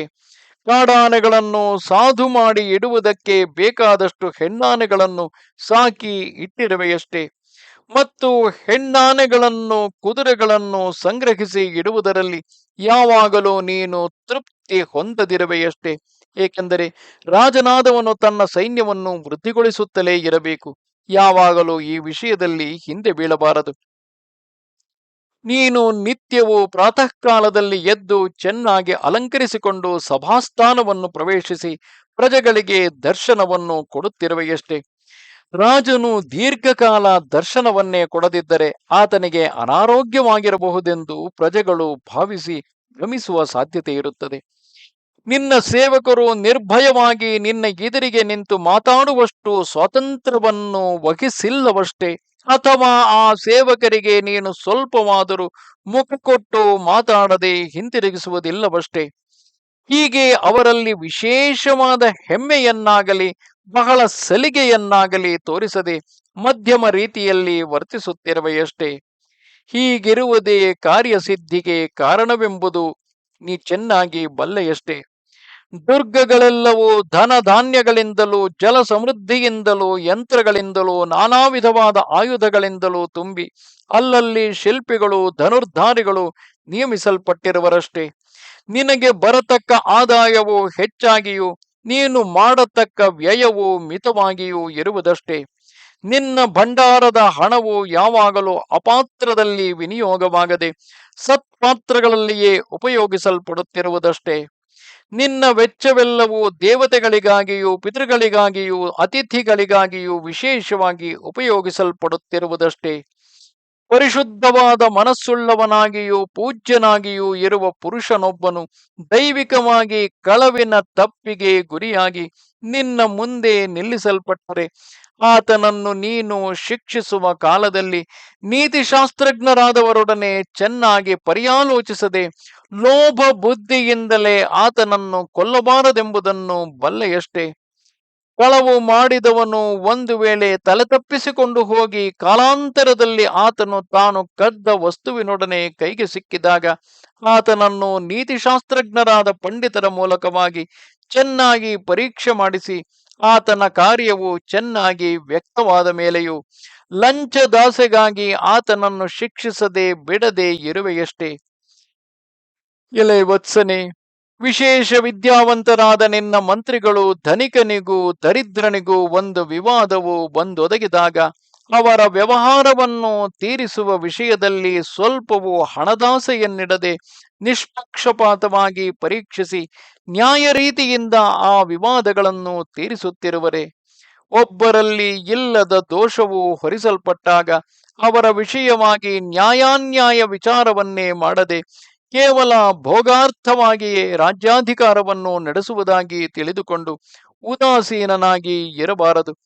ಹಾಗೆ ರಾಜನ ಅನ್ಯಾಯ ಪ್ರವರ್ತನೆಯಿಂದ ಕಷ್ಟಕ್ಕೆ ಸಿಕ್ಕಿಬಿದ್ದ ವಾದಿಗಳು ಸಂಕಟದಿಂದ ಕಣ್ಣೀರನ್ನು ಬಿಟ್ಟರೆ ಆ ಬಾಷ್ಪ ಬಿಂದುಗಳು ರಾಜನ ಸಂತಾನವನ್ನು ಆತನ ಪಶು ಸಮೃದ್ಧಿಯನ್ನು ಸಂಪೂರ್ಣವಾಗಿ ಕೆಡಿಸಿಬಿಡುವುದು ಎಂಬುದನ್ನು ಬಲ್ಲೆಯ. ಎಲೈ ರಘುವಂಶೋತ್ತಮನೇ, ವೃದ್ಧರನ್ನು ಬಾಲಕರನ್ನು ಪಂಡಿತರನ್ನು ದಾನದಿಂದಲೂ ಸ್ನೇಹಭಾವದಿಂದಲೂ ಮಾತಿನಿಂದಲೂ ಚೆನ್ನಾಗಿ ಆದರಿಸಿ ಮನ್ನಿಸುತ್ತಿರುವೆಯಷ್ಟೇ. ಗುರುಗಳಿಗೂ ವೃದ್ಧರಿಗೂ ತಾಪಸರಿಗೂ ದೇವತೆಗಳಿಗೂ ಅತಿಥಿಗಳಿಗೂ ಚತುಷ್ಪಥಗಳಲ್ಲಿ ದೇವತೆಗಳಿಗೆ ವಾಸಯೋಗ್ಯವಾದ ಮಹಾವೃಕ್ಷಗಳಿಗೂ ಯಾಗಾದಿ ಕಾರ್ಯಗಳಿಂದ ಕೃತಕೃತ್ಯನಾಗಿರುವ ಬ್ರಾಹ್ಮಣರಿಗೂ ಅಲ್ಲಲ್ಲಿ ಕಂಡಾಗ ನಮಸ್ಕರಿಸುತ್ತಿರುವೆಯಷ್ಟೇ. ಅರ್ಥಾರ್ಜನೆಯಲ್ಲಿ ಆಸಕ್ತನಾಗಿ ಧರ್ಮವನ್ನು ಬಿಡದೆ ಇರುವೆಯಷ್ಟೇ. ಅಥವಾ ಧರ್ಮವೊಂದನ್ನೇ ಸಂಪಾದಿಸಬೇಕೆಂದು ಅರ್ಥವನ್ನು ಬಿಡುವುದಿಲ್ಲವಷ್ಟೇ. ಸುಖಾಭಿಲಾಷೆಯಿಂದಲಾಗಲಿ ಕಾಮವಶದಿಂದಾಗಲಿ ಧರ್ಮಾರ್ಥಗಳೆರಡನ್ನೂ ಬಿಡದೆ ಇರುವೆಯಷ್ಟೇ. ಎಲೈ ಜಯಶೀಲನೆ, ನೀನು ಆಯಾ ಕಾಲಗತಿಗಳಲ್ಲಿ ಚೆನ್ನಾಗಿ ತಿಳಿದವನೆಂಬುದರಲ್ಲಿ ಸಂದೇಹವಿಲ್ಲ. ಈ ಧರ್ಮ ಅರ್ಥ ಕಾಮಗಳು ಮೂರನ್ನು ಬೇರ್ಪಡಿಸಿಕೊಂಡು ಅವುಗಳನ್ನು ಉಚಿತ ಕಾಲಗಳಲ್ಲಿ ಸೇವಿಸುತ್ತಿರುವೆಯಷ್ಟೇ. ಸಕಲ ಶಾಸ್ತ್ರಜ್ಞರಾದ ಬ್ರಾಹ್ಮಣರು ಪುರಜನರು ದೇಶಜನರು ಯಾವಾಗಲೂ ನಿನ್ನ ಶ್ರೇಯಸ್ಸನ್ನೇ ಕೋರುತ್ತಿರುವರಷ್ಟೇ. ಎಲೈ ಪ್ರಾಜ್ಞನೆ, ಲೋಕದಲ್ಲಿ ನಾಸ್ತಿಕ್ಯ, ಸುಳ್ಳು, ಕೋಪ, ಅಜಾಗರೂಕತೆ, ಸೋಮಾರಿತನ, ಜ್ಞಾನಿಗಳಲ್ಲಿ ಅನಾದರಣೆ, ಇಂದ್ರಿಯಗಳಿಗೆ ವಶನಾಗಿರುವಿಕೆ, ಮಂತ್ರಿಗಳನ್ನು ಅನಾದರಿಸಿ ತಾನೊಬ್ಬನೇ ರಾಜಕಾರ್ಯಗಳನ್ನು ಆಲೋಚಿಸುವಿಕೆ, ಯುಕ್ತಾಯುಕ್ತ ವಿವೇಚನೆ ಇಲ್ಲದವರೊಡನೆಯೂ ಅನುಭವವಿಲ್ಲದವರೊಡನೆಯೂ ಕಾರ್ಯಾಲೋಚನೆ, ನಿಶ್ಚಯಿಸಿದ ಕಾರ್ಯಗಳನ್ನು ಆರಂಭಿಸದಿರುವಿಕೆ, ಆಲೋಚಿಸಿ ಮನಸ್ಸಿನಲ್ಲಿ ಇಟ್ಟುಕೊಂಡಿರತಕ್ಕ ರಹಸ್ಯಗಳನ್ನು ಹೊರಗೆ ಬಿಡುವುದು, ಪ್ರಾತಃ ಕಾಲದಲ್ಲಿ ಎದ್ದ ಕೂಡಲೇ ತನ್ನ ಶ್ರೇಯಸ್ಸಿಗಾಗಿ ಮಾಡಬೇಕಾದ ದರ್ಪಣ ದರ್ಶನವೇ ಮೊದಲಾದ ಮಂಗಳ ಕಾರ್ಯಗಳನ್ನು ನಡೆಸದಿರುವಿಕೆ, ಗೌರವ ಅಗೌರವಗಳನ್ನು ಎಣಿಸದೆ ಇದರಿಗೆ ಬಂದವರೆಲ್ಲರನ್ನು ಪ್ರತ್ಯುತ್ಥಾನದಿಂದ ಗೌರವಿಸುವಿಕೆ, ಒಂದೇ ಕಾಲದಲ್ಲಿ 4 ಕಡೆಗಳಿಗೂ ದಂಡೆತ್ತಿ ಹೋಗಿ ಸಮಸ್ತ ಶತ್ರುಗಳೊಡನೆಯೂ ಯುದ್ಧವನ್ನು ಆರಂಭಿಸುವಿಕೆ. ಈ 14 ರಾಜದೋಷಗಳನ್ನು ನೀನು ಚೆನ್ನಾಗಿ ತಿಳಿದು ಅವುಗಳನ್ನು ಸಂಪೂರ್ಣವಾಗಿ ಬಿಟ್ಟಿರುವೆಯಷ್ಟೇ. ಮತ್ತು ನೀನು ದಶವರ್ಗಗಳನ್ನು, ಪಂಚವರ್ಗಗಳನ್ನು, ಚತುರ್ವರ್ಗಗಳನ್ನು, ಇಲ್ಲಿ ದಶವರ್ಗಗಳೆಂದರೆ ಬೇಟೆ, ಜೂಜು, ಹಗಲು ನಿದ್ರೆ ಮಾಡುವುದು, ಪರನಿಂದೆ, ಸ್ತ್ರೀ ಮೋಹ, ಮದ, ನೃತ್ಯ, ಗೀತ, ವಾದ್ಯ ಇವು ವ್ಯರ್ಥವಾಗಿ ತಿರುಗುತ್ತಿರುವುದು ಎಂಬಿವು ಇವು ಹುಟ್ಟು ಕಾಮದಿಂದ ಹುಟ್ಟತಕ್ಕಂತಹ ದಶವರ್ಗವೆಂಬ ಗುಣಗಳು. ಇದೆಲ್ಲವೂ ತದೇಕ ವ್ಯಸನವನ್ನು ಉಂಟು ಮಾಡುವುದರಿಂದ ರಾಜನಾದವನಿಗೆ ತ್ಯಾಜಕವಾದವುಗಳು. ಅದರಂತೆಯೇ ಕಾಮಂದಕ ನೀತಿಯಲ್ಲಿ ಹೇಳುವಂತೆ ಲೋಭವು, ಕೋಪವು, ಸೋಮಾರಿತನವು, ಅಸತ್ಯವು, ಅಜಾಗರೂಕತೆಯು, ಅಂಜಿಕೆಯು, ಚಂಚಲ ಮನಸ್ಸು, ಮೌಢ್ಯವು, ನೀತಿ ಇಲ್ಲದಿರುವಿಕೆಯು, ಪರರನ್ನು ಅವಮಾನಪಡಿಸುವುದು, ಈ 10 ದುರ್ಗುಣಗಳು ಕೂಡ ದಶವರ್ಗ ಎನಿಸುವವು. ಅದೇ ರೀತಿಯಾಗಿ ಪಂಚವರ್ಗಗಳೆಂದರೆ ಸಾಮಾನ್ಯ 5 ವಿಧವಾದ ದುರ್ಗುಣಗಳು ಪಂಚವರ್ಗಗಳೆನಿಸುವವು. ಜಲದುರ್ಗ, ಪರ್ವತ ದುರ್ಗ, ವೃಕ್ಷದುರ್ಗ, ವನದುರ್ಗ, ಧಾನುಷ್ಕ ದುರ್ಗವೆಂದು 5 ವಿಧವಾದ ದುರ್ಗಗಳು ಉಂಟು. ಈ ದುರ್ಗಗಳನ್ನು ರಾಜನು ಜಾಗರೂಕತೆಯಿಂದ ಕಾಪಾಡಿಕೊಂಡಿರಬೇಕಾದುದು ಒಂದು ಭಾವವೆಂದರೆ, ಮತ್ತೊಂದು ಭಾವದಲ್ಲಿ ಕಾಮಂದಕ ವಚನಾನುಸಾರವನ್ನು ಅನುಸರಿಸಿ ಸಮತಿ ತಾಯಿಯಿಂದ ಉಂಟಾದ ತಪ್ಪುಗಳು, ದ್ರವ್ಯ ಮೂಲವಾದುದು, ಸ್ತ್ರೀ ಮೂಲವಾದುದು, ವಾಂಗ್ಮೂಲ ಅಂದರೆ ಮಾತಿನ ಮೂಲವಾದುದು, ತಪ್ಪಿತಗಳಿಂದ ಹಿಂದೆ ಮಾಡಿದ ತಪ್ಪಿತಗಳಿಂದ ಉಂಟಾದುದು ಎಂಬ 5 ವಿಧವಾದ ವೈರ ಕಾರಣಗಳುಂಟು. ರಾಜನು ಇವುಗಳನ್ನು ಎಚ್ಚರಿಕೆಯಿಂದ ನೋಡಿಕೊಳ್ಳಬೇಕು. ಅದೇ ರೀತಿ ಚತುರ್ವರ್ಗಗಳು ಎಂದರೆ ಸಾಮ, ದಾನ, ಭೇದ, ದಂಡಗಳೆಂಬ ಚತುರೋಪಾಯಗಳಿಗೂ ಚತುರ್ವರ್ಗಗಳೆಂದು ಹೆಸರು. ಇನ್ನೊಂದು ರೀತಿಯಲ್ಲಿ ಕಾಮಂದಕ ನೀತಿಯನ್ನು ಅನುಸರಿಸಿ ಚತುರ್ವಿಧ ಮಿತ್ರರೆಂದೂ ಕೂಡ ಹೇಳುತ್ತಾರೆ. ಅಂದರೆ ಸ್ವಭಾರ್ಯೆಯಲ್ಲಿ ಹುಟ್ಟಿದವನು, ಬಂಧುತ್ವದ ಸಂಬಂಧವುಳ್ಳವನು, ವಂಶಕ್ರಮವಾಗಿ ಬಂದವನು, ಆಪತ್ತಿನಿಂದ ರಕ್ಷಿಸಲ್ಪಟ್ಟು ಸ್ನೇಹವನ್ನು ಬೆಳೆಸಿದವನು. ಈ 4 ಬಗೆಯಾದ ಮಿತ್ರರು ಚತುರ್ವರ್ಗವೆಂದು ಎನಿಸುವರು. ಅದೇ ರೀತಿಯಾಗಿ ಇನ್ನೊಂದು ರೀತಿಯಲ್ಲಿ ನ್ಯಾಯದಿಂದ ಧನವನ್ನು ಸಂಪಾದಿಸುವುದು, ಆ ಧನವನ್ನು ಕಾಪಾಡುವುದು, ಅದನ್ನು ವೃದ್ಧಿ ಹೊಂದಿಸುವುದು, ಅದನ್ನು ಸತ್ಪಾತ್ರರಲ್ಲಿ ವಿನಿಯೋಗಿಸುವುದು, ಇವು 4 ರಾಜನು ನಡೆಸಬೇಕಾದ ಚತುರ್ವರ್ಗವೆಂದು ಹೇಳುವರು. ಅದೇ ರೀತಿಯಾಗಿ ಮುಂದುವರಿದು ಶ್ರೀರಾಮನು ಹೇಳುತ್ತಾನೆ, ರಾಜ್ಯಾಂಗಾದಿ ಸಪ್ತವರ್ಗಗಳನ್ನು, ಅಷ್ಟವರ್ಗಗಳನ್ನು, ಧರ್ಮಾರ್ಥ ಕಾಮಾದಿಗಳಾದ ತ್ರಿವರ್ಗಗಳನ್ನು, 3 ವಿದ್ಯೆಗಳನ್ನು, ಇಂದ್ರಿಯ ಜಯವನ್ನು, ಷಡ್ಗುಣವನ್ನು, ದ್ವೈಮಾನುಷಗಳೆಂಬ ವ್ಯಸನಗಳನ್ನು, ಭೇದ ಕೃತ್ಯಗಳನ್ನು, 20 ವರ್ಗಗಳನ್ನು. ಇಲ್ಲಿ ವಿಶೇಷವಾಗಿ ರಾಜ್ಯಾಂಗಾದಿ ಸಪ್ತವರ್ಗಗಳು ಎಂದರೆ ರಾಜ, ಮಂತ್ರಿ, ರಾಷ್ಟ್ರ, ದುರ್ಗ, ಕೋಶ, ಸೇನೆಗಳು, ಮಿತ್ರರು, ಈ 7 ಪರಸ್ಪರ ಉಪಕಾರವಾಗಿ ರಾಜ್ಯಾಂಗಗಳು ಎಂದೆನಿಸಿಕೊಳ್ಳುವವು. ಇವುಗಳನ್ನು ರಾಜನಾದವನು ಎಚ್ಚರಿಕೆಯಿಂದ ಕಾಪಾಡಬೇಕು. ಅಥವಾ ಸಪ್ತವರ್ಗಗಳೆಂದರೆ 7 ಬಗೆಯಾದ ಸ್ವಪಕ್ಷದವರು ಎಂದು ಹೇಳಬಹುದು. ಇದರಲ್ಲಿ ತನ್ನ ಕಡೆಯವರು, ತನ್ನ ಮಿತ್ರರ ಕಡೆಯವರು, ತನ್ನ ಆಶ್ರಿತರು, ತನ್ನ ನೆಂಟರ ಕಡೆಯವರು, ತನ್ನಲ್ಲಿ ಕಾರ್ಯಾರ್ಥವಾಗಿ ಬಂದವರು, ಅನೇಕ ಸತ್ಕಾರಗಳಿಂದ ವಶೀಕರಿಸಲ್ಪಟ್ಟವರು, ತನ್ನ ಭೃತ್ಯರು ಎಂಬ ಈ 7 ಜನರು ಸ್ವಪಕ್ಷದವರು. ರಾಜನು ಇಂಥವರನ್ನು ಪ್ರೋತ್ಸಾಹಪಡಿಸಿ ತನಗೆ ಅನುಕೂಲರನ್ನಾಗಿ ಇಟ್ಟುಕೊಂಡಿರಬೇಕು. ಇನ್ನೊಂದು ರೀತಿಯಲ್ಲಿ ಸಪ್ತವರ್ಗವೆಂದರೆ 7 ಬಗೆಯಾದ ವ್ಯೂಹಗಳೆಂದು ಹೇಳಬಹುದು. ಬಿಡುಗ, ಸೂಜಿ, ವಜ್ರ, ಬಂಡಿ, ಮೊಸಳೆ, ದಂಡ, ಪದ್ಮ ಎಂಬ ಈ 7 ವ್ಯೂಹಗಳಿಗೆ ಹೆಸರು. ರಾಜನು ತನ್ನ ಸೇನೆಯನ್ನು ಯುದ್ಧಕ್ಕೆ ಕರೆದುಕೊಂಡು ಹೋಗುವ ಸಮಯದಲ್ಲಿ ಈ ವ್ಯೂಹಗಳ ಕ್ರಮವನ್ನು ಚೆನ್ನಾಗಿ ತಿಳಿದಿರಬೇಕೆಂಬ ಭಾವವು. ಮುಂದುವರಿದು ಅಷ್ಟವರ್ಗಗಳು ಎಂದರೆ ಕೃಷಿ, ವಾಣಿಜ್ಯ, ದುರ್ಗ, ಸೇತುವೆ, ಆನೆಗಳ ಸಂಗ್ರಹ, ಗಣಿಗಳ ಸಂಗ್ರಹ, ಉಪ್ಪವನ್ನು ತೆಗೆದುಕೊಳ್ಳುವುದು, ಶೂನ್ಯ ಪ್ರದೇಶವನ್ನು ವಾಸಯೋಗ್ಯವಾಗಿ ಮಾಡುವುದು ಎಂಬ ಈ 8 ರಾಜನು ಗಮನಿಸಿ ನೋಡಬೇಕಾದ ಅಷ್ಟವರ್ಗಗಳು ಎನಿಸುವವು.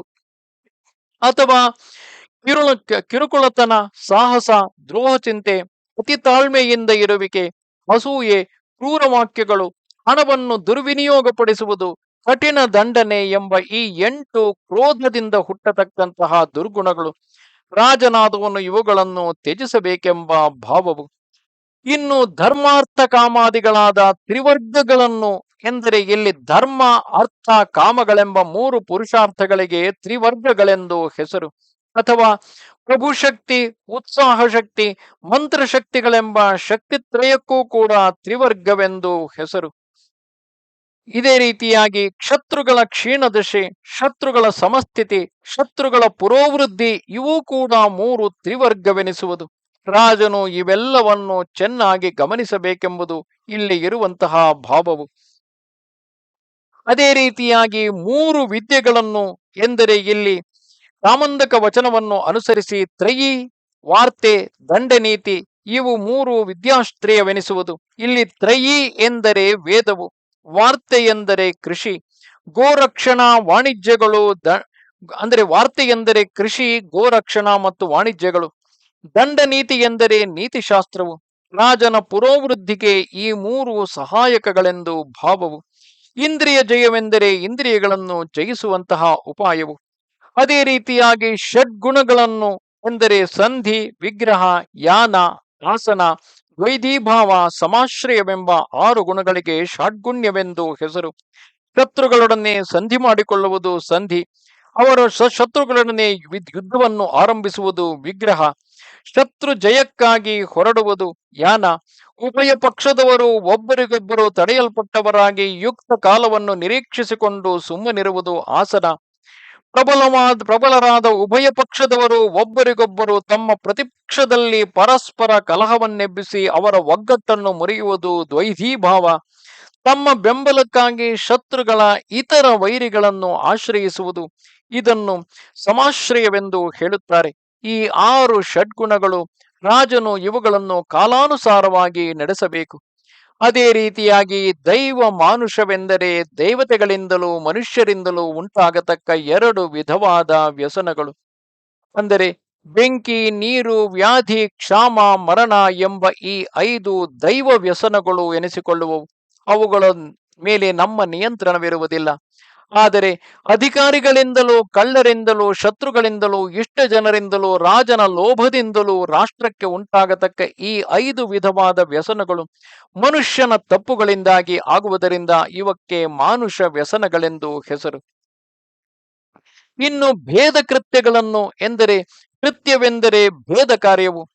ಇದು ಯಾವುವೆಂದರೆ ತನ್ನ ಶತ್ರುಗಳ ಕಡೆಯಲ್ಲಿ ಸಂಬಳವನ್ನು ಪಡೆಯುವ ಲುಬ್ಧನನ್ನು, ಅಲ್ಲಿಂದ ಅವಮಾನಿತನಾದ ಮಾನವಂತನನ್ನು, ಕುಪಿತನಾಗಿ ಮಾಡಲ್ಪಟ್ಟ ಕೋಪ ಸ್ವಭಾವವುಳ್ಳವನನ್ನು, ಭಯಪಡಿಸಲ್ಪಟ್ಟ ಭೀರು ಸ್ವಭಾವವುಳ್ಳವನನ್ನು ಕಂಡುಹಿಡಿದು ಅವರವರ ಕೋರಿಕೆಗಳನ್ನು ತಾನು ಈಡೇರಿಸಿಕೊಟ್ಟು ವಶಪಡಿಸಿಕೊಳ್ಳಬೇಕೆಂಬ ಭಾವವು. ಅದೇ ರೀತಿಯಾಗಿ ಕೊನೆಯದಾಗಿ 20 ವರ್ಗಗಳನ್ನು ಎಂದರೆ ಬಾಲ, ವೃದ್ಧ, ದೀರ್ಘ ರೋಗವುಳ್ಳವನು, ನೆಂಟರಿಂದ ಹೊರಗೆ ಹಾಕಲ್ಪಟ್ಟಿರುವನು, ಬಹಳ ಭಯ ಸ್ವಭಾವವುಳ್ಳವನು, ಬೀರು ಜನಗಳನ್ನೇ ತನ್ನ ಪರಿವಾರವಾಗಿ ಇಟ್ಟುಕೊಂಡಿರುವವನು, ಲೋಭಿಗಳನ್ನು ತನ್ನ ಆಶ್ರಯದಲ್ಲಿ ಇರಿಸಿಕೊಂಡಿರುವವನು, ಕೇವಲ ವೈರಾಗ್ಯ ಪ್ರಕೃತಿಯುಳ್ಳವನು, ವಿಶೇಷವಾದ ವಿಷಯಾಭಿಲಾಷೆಯುಳ್ಳವನು, ಸ್ಥಿರ ಮನಸ್ಸಿಲ್ಲದವನು, ದೇವ ಬ್ರಾಹ್ಮಣರನ್ನು ನಿಂದಿಸುವ ಸ್ವಭಾವವುಳ್ಳವನು, ದುರದೃಷ್ಟಕ್ಕೆ ಈಡಾಗಿರುವವನು, ದೈವವನ್ನೇ ನಂಬಿಕೊಂಡು ಪುರುಷ ಪ್ರಯತ್ನವನ್ನು ಬಿಟ್ಟಿರುವವನು, ದುರ್ಭಿಕ್ಷ ದುಃಖದಿಂದ ಪೀಡಿತನಾದವನು, ಸೈನ್ಯ ವಿನಾಶದಿಂದ ಕೊರಗಿದವನು, ದೇಶಾಂತರದಲ್ಲಿ ಇರುವವನು, ಅನೇಕ ಶತ್ರುಗಳುಳ್ಳವನು, ದುಷ್ಕಾಲ ವಶದಿಂದ ನೊಂದವನು, ಸತ್ಯ ಧರ್ಮಗಳಿಲ್ಲದವನು, ಈ 20 ಮಂದಿ ಪುರುಷರೊಡನೆ ರಾಜನು ಸಂಧಿಯನ್ನು ನಡೆಸಬಾರದು. ಅಂತಹ ಶತ್ರುಗಳು ಸಮಯ ಬಿದ್ದಾಗ ಯುದ್ಧದಲ್ಲಿ ಅಡಗಿಸಿಬಿಡಬೇಕು. ಈ 20 ಮಂದಿಯು ದುರ್ಬಲ ಶತ್ರುಗಳು ಎಂದೆನಿಸುವರು. ಅಥವಾ ಇನ್ನೊಂದು ರೀತಿಯಲ್ಲಿ 20 ವರ್ಗವೆಂದರೆ ಇತರರ ರಾಜ್ಯವನ್ನಾಗಲಿ, ಸ್ತ್ರೀಯರನ್ನಾಗಲಿ, ಸ್ಥಾನವನ್ನಾಗಲಿ, ದೇಶವನ್ನಾಗಲಿ, ಧನವನ್ನಾಗಲಿ, ಜ್ಞಾತಿಗಳನ್ನಾಗಲಿ ಅಪಹರಿಸುವುದು, ಮದ, ವಿಷಯ ತತ್ಪರತೆ, ಅಜ್ಞಾನ, ಧನ ಸಮೃದ್ಧಿ ಇಲ್ಲದಿರುವಿಕೆ, ಇಂದ್ರಾದಿ ದೇವತೆಗಳಿಗೆ ವಿರೋಧಿಯಾಗಿರುವಿಕೆ, ಮಿತ್ರರನ್ನು ಅವಮಾನಪಡಿಸುವುದು, ಅವರ ಧನವನ್ನು ಅಪಹರಿಸುವುದು, ನೆಂಟರನ್ನು ಕೆಡಿಸುವುದು, ಭೂತ ದಯೆ ಇಲ್ಲದಿರುವುದು, ತನ್ನ ಮಂತ್ರಿಗಳು, ಸೇನಾಧಿಪತಿಗಳು, ಮಿತ್ರರು ಮುಂತಾದವರನ್ನು ಹೀಗಳೆಯುವುದು, ತನಗೆ ಇಷ್ಟವಾದ ವಿಷಯಕ್ಕಾಗಿ ಹಠ ಹಿಡಿಯುವುದು, ಇವು 20 ರಾಜದೋಷಗಳು. ಇವು ಮುಂದೆ ಯುದ್ಧಕ್ಕೆ ಕಾರಣಗಳಾಗುವವು. ಅದೇ ರೀತಿಯಾಗಿ ಪಂಚ ಪ್ರಕೃತಿಗಳು ಎಂದರೆ ಮಂತ್ರಿ, ರಾಷ್ಟ್ರ, ದುರ್ಗ, ಬೊಕ್ಕಸ, ಸೇನೆಗಳೆಂಬ 5 ಪ್ರಕೃತಿಗಳುಂಟು. ಇವೈದನ್ನು ರಾಜನು ಸರಿಯಾದ ಸ್ಥಿತಿಯಲ್ಲಿ ಇಟ್ಟಿರಬೇಕೆಂಬ ಭಾವವು. ಅದೇ ರೀತಿಯಾಗಿ 12 ಮಂಡಲಗಳು ಎಂದರೆ ವಿಜಿಗೀಷುವಾದವನಿಗೆ ಎಂದರೆ ಶತ್ರು ಜಯಕ್ಕಾಗಿ ಹೋಗುವ ರಾಜನಿಗೆ ಹಿಂದೆಯೂ ಮುಂದೆಯೂ ಪಕ್ಕಗಳಲ್ಲಿಯೂ ಸಹಾಯಾರ್ಥವಾಗಿಯೂ ಸೇನಾ ಸಮೇತರಾದ ಕೆಲವು ರಾಜರಿರಬೇಕು. ಅವರನ್ನು ನಿಲ್ಲಿಸಿಡತಕ್ಕ ವಿನ್ಯಾಸ ಕ್ರಮವು ಕಾಮಂದಕ ನೀತಿಯಲ್ಲಿ ವಿವರಿಸಲ್ಪಟ್ಟಿರುವುದು. ಹೇಗೆಂದರೆ, ಜಯೋತ್ಸಾಹಕ್ಕಾಗಿ ಅಂದರೆ ಪಂಚ ಪ್ರಕೃತಿಗಳ ಬಲದಿಂದ ಕೂಡಿದವನಾಗಿ ಜಯೋತ್ಸಾಹಕ್ಕಾಗಿ ಹೊರಡತಕ್ಕ ರಾಜನ ಮುಂಭಾಗದಲ್ಲಿ ಹರಿ ಮಿತ್ರನು, ಹರಿಮಿತ್ರನು, ಮಿತ್ರಮಿತ್ರನು ಅಂದರೆ ಶತ್ರು ಮಿತ್ರ, ಹರಿಮಿತ್ರನು, ಮಿತ್ರಮಿತ್ರನು, ಹರಿಮಿತ್ರ ಮಿತ್ರನೆಂದು ಕರೆಯಲ್ಪಡುವ 5 ಬಗೆಯ ರಾಜರು ಕ್ರಮವಾಗಿ ಒಬ್ಬರ ಮುಂದೊಬ್ಬರು ನಿಲ್ಲಬೇಕು. ಹಾಗೆಯೇ ಜಯಪ್ರಮಾಣ ಮಾಡುವ ರಾಜನ ಹಿಂಭಾಗದಲ್ಲಿ ಮೊದಲು ಪಾರ್ಷ್ಣಿಗ್ರಾಹನೆಂಬುವವನು, ಅವನ ಹಿಂದೆ ಆಕ್ರಂದನೆಂಬುವವನು, ಇವನ ಹಿಂದೆ ಪಾರ್ಷ್ಣಿಗ್ರಾಹಾಸಾರನೆಂಬ ಎಂದು ಕರೆಯಲ್ಪಡುವ ಅವನ ಸ್ನೇಹಿತನು, ಅವನ ಹಿಂದೆ ಆಕ್ರಂದಾಸಾರನೆಂಬ ಆಕ್ರಂದನ ಮಿತ್ರನು, ಹೀಗೆ 4 ಮಂದಿ ರಾಜರಿರಬೇಕು. ವಿಜಿಗೀಷುವಾದ ರಾಜನ ಪಾರ್ಶ್ವಭಾಗದಲ್ಲಿ ಮಧ್ಯವನೆಂಬುವವನೊಬ್ಬನಿರಬೇಕು. ಈತನು ವಿಜಿಗೀಷುವು ಶತ್ರುಗಳು ಕಲೆತಿರುವಾಗ ಅವರಿಗೆ ಅನುಕೂಲವಾಗಿ ಅನುಗ್ರಹಿಸುವುದಕ್ಕೂ ಅವರು ಬೇರ್ಪಟ್ಟಾಗ ಪ್ರತಿಕೂಲವಾಗಿ ನಿಗ್ರಹಿಸುವುದಕ್ಕೂ ತಕ್ಕ ಸಾಮರ್ಥ್ಯವುಳ್ಳವನಾಗಿರಬೇಕು. ಇವರೆಲ್ಲರಿಗೂ ಹಿಂದೆ ಉದಾಸೀನನೆಂದು ವ್ಯವಹರಿಸಲ್ಪಡುವ ಬೇರೊಬ್ಬ ರಾಜನಿರುವನು. ಈತನು ಅವರೆಲ್ಲರೂ ಒಂದಾಗಿ ಕಲೆತಿರುವಾಗ ಅನುಗ್ರಹಿಸುವುದಕ್ಕೂ ಒಬ್ಬೊಬ್ಬರಾಗಿ ಭೇದಿಸಿ ಹೋದಾಗ ನಿಗ್ರಹಿಸುವುದಕ್ಕೂ ತಕ್ಕ ಸಾಮರ್ಥ್ಯವುಳ್ಳವನಾಗಿರುವನು. ಮುಖ್ಯವಾದ ವಿಜಿಗೀಷುವು ಸೇರಿ ಈ 12 ಮಂದಿ ರಾಜರ ಸಮುದಾಯಕ್ಕೆ ಮಂಡಲವೆಂದು ಹೆಸರು. ಅದೇ ರೀತಿಯಾಗಿ ಮುಂದುವರಿದು ಶ್ರೀರಾಮನು ಹೇಳುತ್ತಾನೆ, ದಂಡಯಾತ್ರಾ ವಿಧಿಗಳನ್ನು ಯಾನಾದಿಗಳೆಂಬ 2 ಕಾರಣಗಳುಳ್ಳ ಸಂಧಿ ವಿಗ್ರಹಗಳನ್ನು ಶಾಸ್ತ್ರಾನುಸಾರವಾಗಿ ಪರಿಶೀಲಿಸಿ ಅವುಗಳಲ್ಲಿ ಬಿಡಬೇಕಾದುದನ್ನು ಬಿಟ್ಟು ಅಂಗೀಕರಿಸಬೇಕಾದುದನ್ನು ಅಂಗೀಕರಿಸಿ ವರ್ತಿಸುತ್ತಿರುವೆಯಷ್ಟೇ. ಇಲ್ಲಿ ದಂಡ ವಿಧಾನವೆಂದರೆ ಸೈನ್ಯದ ವಿಧಾನವು, ಸೈನ್ಯದ ನಾನಾ ವಿಧವಾದ ವ್ಯೂಹಗಳು ಎಂದು ಅರ್ಥ, ಅಥವಾ ದಂಡವೆಂದರೆ ಶತ್ರು ನಿರಸನವೆಂದು ಅರ್ಥವಾಗುವುದರಿಂದ ದಂಡ ವಿಧಾನವೆಂದರೆ ಶತ್ರು ನಿರಸನ ಕ್ರಮವೆಂದು ಕೂಡ ಹೇಳಬಹುದು. ಹಾಗೂ ಯಾನ ವಿಧಿ ಎಂದರೆ ಅತಿಶಯವಾದ ಬಲದಿಂದ ಪಾರ್ಷ್ಣಿ ಗ್ರಹಾದಿಗಳೊಡನೆ ಯುದ್ಧ ಮಾಡಿ ಶತ್ರುವಿನ ಮೇಲೆ ಬೀಳುವುದು ವಿಗ್ರಹಯಾನ ಎನಿಸಿಕೊಳ್ಳುವುದು. ಆ ಪಾರ್ಷ್ಣಿ ಗ್ರಹಾದಿಗಳೊಡನೆಯೇ ಉಪಾಯದಿಂದ ಸಂಧಿ ಮಾಡಿಕೊಂಡು ಶತ್ರುವಿನ ಮೇಲೆ ಬೀಳುವುದು ಸಂಧಿಯಾನವೆನಿಸುವುದು. ತನ್ನ ಸಾಮಂತ ರಾಜರೊಡನೆ ಒಟ್ಟುಗೂಡಿ ಮುಂದುವರಿಸುವುದು ಸಂಭೂಯಯಾನವೆನಿಸುವುದು. ಅಂದರೆ ಯುದ್ಧಕ್ಕೆ ಹೋಗುವಾಗ ಬೇರೊಬ್ಬನನ್ನು ಉದ್ದೇಶಿಸಿ ದಂಡೆತ್ತಿ ಹೋಗುವ ಹಾಗೆ ನಟಿಸುತ್ತಾ ಉದ್ದೇಶ್ಯನಾದ ಶತ್ರುವಿನ ಮೇಲೆ ಬೀಳುವುದು ಪ್ರಸಂಗಯಾನ ಎನಿಸುವುದು. ಅಂದರೆ ಬೇರೊಬ್ಬನನ್ನು ಉದ್ದೇಶಿಸಿ ದಂಡೆತ್ತಿ ಹೋಗುವ ಹಾಗೆ ನಟಿಸುತ್ತಾ ಯಾರ ಮೇಲೆ ಉದ್ದೇಶಿಸುತ್ತೋ ಆ ಶತ್ರುವಿನ ಮೇಲೆ ಬೀಳುವುದು ಪ್ರಸಂಗಯಾನವೆನಿಸುವುದು. ಒಬ್ಬನ ಮೇಲೆ ದಂಡೆತ್ತುವುದಾಗಿ ಉದ್ದೇಶಿಸಿ ಆತನು ಬಲಾಢ್ಯನೆಂದು ತಿಳಿದ ಮೇಲೆ ಅವನನ್ನು ಬಿಟ್ಟು ಆತನ ಮಿತ್ರನ ಮೇಲೆ ಬೀಳುವುದು ಉಪೇಕ್ಷಾಯಾನವೆನಿಸುವುದು. ಈ 5 ವಿಧವಾದ ಯಾನ ರೀತಿಯನ್ನು ರಾಜನು ಚೆನ್ನಾಗಿ ತಿಳಿದಿರಬೇಕೆಂಬ ಭಾವವು. ಅದೇ ರೀತಿ 2 ಕಾರಣಗಳುಳ್ಳ ಸಂಧಿ ವಿಗ್ರಹವೆಂದರೆ ಹಿಂದೆ ಸಂಧಿ ವಿಗ್ರಹ ಯಾನ ಆಸನ ದ್ವೈತೀಭಾವ ಸಮಾಶ್ರಯಗಳೆಂಬ ಷಡ್ಗುಣಗಳನ್ನು ಸಂಧಿ ವಿಗ್ರಹಗಳೆಂಬ ಮುಖ್ಯವಾದ 2 ಭೇದವುಳ್ಳವುಗಳನ್ನಾಗಿಯೇ ನಿರೂಪಿಸಿ ಉಳಿದ 4 ವಿಭಾಗಗಳನ್ನು ಈ ಸಂಧಿ ವಿಗ್ರಹಗಳೆರಡರಲ್ಲಿಯೂ ಅಂತರ್ಗತವಾಗಿ ಮಾಡಿ ಹೇಳುವುದಾಗಿ ಗ್ರಹಿಸಬೇಕು. ಹೇಗೆಂದರೆ ಯಾನಾಸನಗಳೆರಡರಲ್ಲಿಯೂ 2 ಸಂಧಿಯಲ್ಲಿಯೂ ದ್ವೈತೀಭಾವ ಸಮಾಶ್ರಯಗಳೆರಡು ವಿಗ್ರಹದಲ್ಲಿಯೂ ಸೇರುವವು. ಹೀಗೆ ಷಾಡ್ಗುಣ್ಯವೇ ದ್ವೈಗುಣ್ಯ ರೂಪವಾಗಿ ನಿರೂಪಿಸಲ್ಪಟ್ಟಿರುವುದು. ಮುಂದುವರಿದು ಭರತನನ್ನು ಕುರಿತು, ಎಲೆಯ ವತ್ಸನೆ, ನೀನು ಶಾಸ್ತ್ರೋಕ್ತವಾದ ಲಕ್ಷಣಗಳಿಂದ ಪರೀಕ್ಷಿಸಲ್ಪಟ್ಟ ಮಂತ್ರಿಗಳಲ್ಲಿ 4 ಅಥವಾ 3 ಇಟ್ಟುಕೊಂಡು ರಹಸ್ಯಾರ್ಥಗಳನ್ನು ಅವರೆಲ್ಲರೊಡನೆ ಕಲೆತಾಗಲಿ ಅಥವಾ ಪ್ರತ್ಯೇಕವಾಗಿ ಒಬ್ಬೊಬ್ಬರನ್ನೇ ಇಟ್ಟುಕೊಂಡಾಗಲಿ ಪರ್ಯಾಲೋಚಿಸಿ ಅವರ ಅಭಿಪ್ರಾಯಗಳನ್ನು ತಿಳಿದುಕೊಳ್ಳುತ್ತಿರುವೆಯಷ್ಟೇ. ಎಲೆ ವತ್ಸನೆ, ನೀನು ಹಿಂದೆ ಅಧ್ಯಯನ ಮಾಡಿದ ವೇದಗಳೆಲ್ಲವನ್ನು ಅನುಷ್ಠಾನದಿಂದ ಸಫಲಗೊಳಿಸುತ್ತಿರುವೆಯಷ್ಟೇ. ನೀನು ಗಳಿಸಿದ ಹಣವನ್ನು ದಾನ ಭೋಗಗಳಿಂದಲೂ ನಿನ್ನ ಶಾಸ್ತ್ರಜ್ಞಾನವನ್ನು ಶೀಲ ವೃತ್ತಿಗಳಿಂದಲೂ ನಿನ್ನ ಪತ್ನಿಯರನ್ನು ರತಿ ಸಂತಾನಗಳಿಂದಲೂ ಸಫಲಗೊಳಿಸುತ್ತಿರುವೆಯಷ್ಟೇ. ಆಯುರ್ವೃದ್ಧಿಕರವಾಗಿಯೂ ಕೀರ್ತಿಕರವಾಗಿಯೂ ಧರ್ಮಾರ್ಥ ಕಾಮಗಳಿಗೆ ಸಾಧಕವಾಗಿಯೂ ಇರುವ ಈ ವಿವೇಚನೆಗಳೆಲ್ಲವೂ ನನಗಿರುವಂತೆಯೇ ನಿನ್ನಲ್ಲಿಯೂ ತುಂಬಿರುವುದಷ್ಟೇ. ನಮ್ಮ ತಂದೆಯಾದ ದಶರಥನು ಯಾವಾಗಲೂ ಯಾವ ವೃತ್ತಿಯನ್ನು ಅವಲಂಬಿಸಿರುವನು ಈಗ ಸ್ವರ್ಗಸ್ಥರಾಗಿರುವ ನಮ್ಮ ಹಿರಿಯರು ಯಾವ ವೃತ್ತಿಯನ್ನು ಅವಲಂಬಿಸಿದ್ದರು? ಯಾವ ಸದ್ವೃತ್ತಿಯು ಸಜ್ಜನ ಸಮ್ಮತವಾಗಿಯೂ ನಾಶರಹಿತವಾಗಿಯೂ ಇರುವುದು, ಆ ವೃತ್ತಿಯನ್ನೇ ನೀನು ಅವಲಂಬಿಸಿರುವೆಯಷ್ಟೇ. ಎಲೆ ವತ್ಸನೆ, ಮಧುರವಾದ ಆಹಾರಗಳು ನಿನಗೆ ಸಿಕ್ಕಿದಾಗ ಅವುಗಳನ್ನು ನೀನೊಬ್ಬನೇ ರಹಸ್ಯವಾಗಿ ಭುಜಿಸುವುದಿಲ್ಲವಷ್ಟೇ. ನಿನ್ನ ಮಿತ್ರರು ನಿನ್ನನ್ನು ಪ್ರಾರ್ಥಿಸಿ ಕೇಳಿದಾಗ ಅವರಿಗೆ ಅಭಿಮತವಾದ ವಸ್ತುಗಳನ್ನು ಪ್ರೀತಿಯಿಂದ ಕೊಡುತ್ತಿರುವೆಯಷ್ಟೇ. ಎಲೆ ದೀರ್ಘಾಯುಷ್ಮಂತನೆ, ರಾಜ್ಯಾಧಿಕಾರವನ್ನು ವಹಿಸಿದವನು ಈಗ ಹೇಳಿದ ನೀತಿ ಧರ್ಮಗಳಲ್ಲಿ ಚೆನ್ನಾಗಿ ಮನಸ್ಸಿಟ್ಟು ಬುದ್ಧಿವಂತನಾಗಿ ಉಚಿತ ದಂಡವನ್ನು ಧರಿಸಿ ಧರ್ಮದಿಂದ ಪ್ರಜೆಗಳನ್ನು ಪಾಲಿಸುತ್ತಿದ್ದರೆ ಅಂಥವನು ಈ ಲೋಕದಲ್ಲಿ ಸಮಸ್ತ ಭೂಮಂಡಲವನ್ನು ಅನುಭವಿಸಿ ಶರೀರಾತ್ಮ ಜ್ಞಾನವನ್ನು ಪಡೆದು ಕೊನೆಗೆ ಈ ಲೋಕವನ್ನು ಬಿಟ್ಟ ಮೇಲೆಯೂ ನಮ್ಮ ಪೂರ್ವರಾಜರಂತೆ ಸ್ವರ್ಗದಲ್ಲಿ ಸೇರಿ ಸುಖಿಸುವನು ಎಂದನು. ಇಲ್ಲಿಗೆ 100ನೆಯ ಸರ್ಗವು ಮುಗಿದುದು. ನಮಸ್ತೆ ಶಾರದೆ ದೇವಿ ಕಾಶ್ಮೀರ ಪುರವಾಸಿನಿ, ತ್ವಾಮಹಂ ಪ್ರಾರ್ಥಯೇ ನಿತ್ಯಂ, ವಿದ್ಯಾದಾನಂಚ ದೇಹಿಮೆ. ನಮಸ್ಕಾರ.